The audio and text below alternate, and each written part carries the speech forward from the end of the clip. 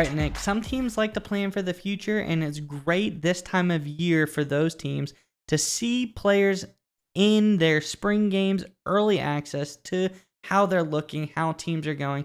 And I think there's a special relationship building in the NFL sphere. What do you think? So we're going to talk about the Philadelphia Eagles right now. And the Philadelphia Eagles came into this draft, the 2022 NFL draft, with 3 first-round draft picks. They recently, I think about a week and a half ago now, traded one of those picks to the Saints to pick up another pick and some extra draft capital in 2023. Now, Mize, let me ask you this. What has been the one complaint with the 2022 NFL draft? No good quarterbacks. No, but it's weak at quarterback. What has everybody been saying about the 2023 NFL draft? Generational quarterback talent. Exactly. So it just screams like the Eagles are looking quarterback in 2023, right? And again, you know what? I think Mark Twain once said, history doesn't repeat itself, but it does rhyme. Let's back up to the Eagles to 2016 with GM Howie Roseman when he goes out and does not one, but 2 trades in one single offseason. He trades with the Miami Dolphins to pick up more draft capital and then goes into the draft and trades a lot of those assets that he got in that trade with the Dolphins to the Browns to move up to get quarterback Carson Wentz. And now we fast forward to 2022. And what is Howie Roseman doing? He traded with the Saints to get more draft capital. Now I think he's set up in 2023 to move up to the number 2 overall pick in the draft. That's the exact same position he traded up to years ago to draft Carson Wentz. And who is projected to be the number 2 overall pick in the 2023 NFL draft? None other than Ohio State's CJ Stroud. Yeah, I think it's just it has to be. It just makes too much sense, right? There's been all these questions about Jalen Hurts and maybe Roseman isn't sold on Hurts. It just makes too much sense that the Eagles are positioning to get Stroud. I mean, do you see this being any other way? You see this going any other direction?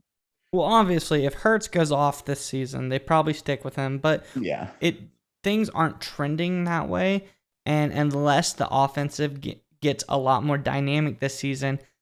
We've seen a lot of teams do this recently, and I'm a huge fan of it, getting out of the sunk cost fallacy. Don't think, we've invested a first-round draft pick into this player. We can't move on from them.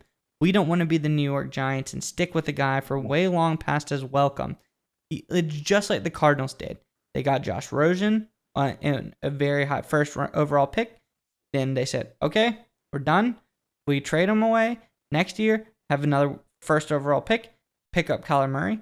So teams need to be more like that. Move on if it's not working. And so far, Hurts has been middle of the road at best. And so if they move on from Hurts, CJ Stroud seems like an elite talent. Okay? In the spring game, he already, in his limited time playing out there, went out, threw another touchdown just like it was nothing.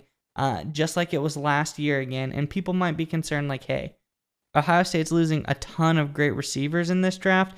Are they going to be able to repeat success this year? Yes, they have 3 more guys in the chamber ready to come out, and none other than their star, Jackson Smith-Njigba, who got like 8 million yards and 300 touchdowns in their bowl game versus Utah. He was the one that CJ Stroud threw the touchdown to. So that connection is right there. Ohio State looks primed to be a contender again this year, giving Stroud another strong performance, probably projecting him up to that number 2 spot in the draft. But another interesting fact from the Pro Day was Stroud's leadership and moral character and honoring his former teammate and brother, Dwayne Haskins, on the field wearing his name on his nameplate on the back of his jersey, honoring him with his number.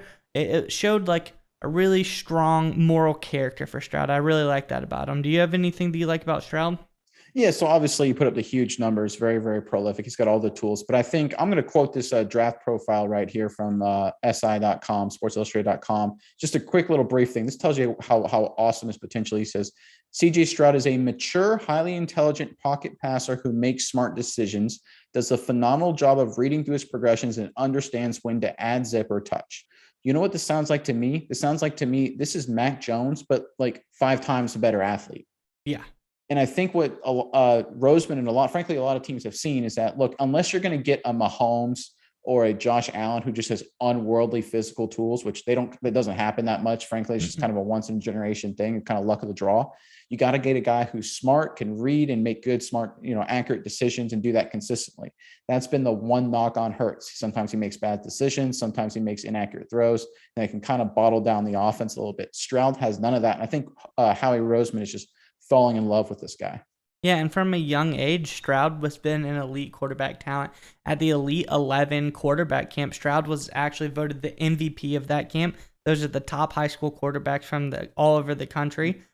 So even from a young age, he seems to have this elite pedigree. He's carried it on through college, had a Heisman-worthy performance last year, just narrowly beat out by Bryce Young. It seems as if this year, if he can keep that up, he's on track to be a Heisman favorite this year as well. So this is a guy that should be very coveted in that number 2 overall spot. And if the Eagles could trade up to draft him, that would be huge news and a really great pickup for them.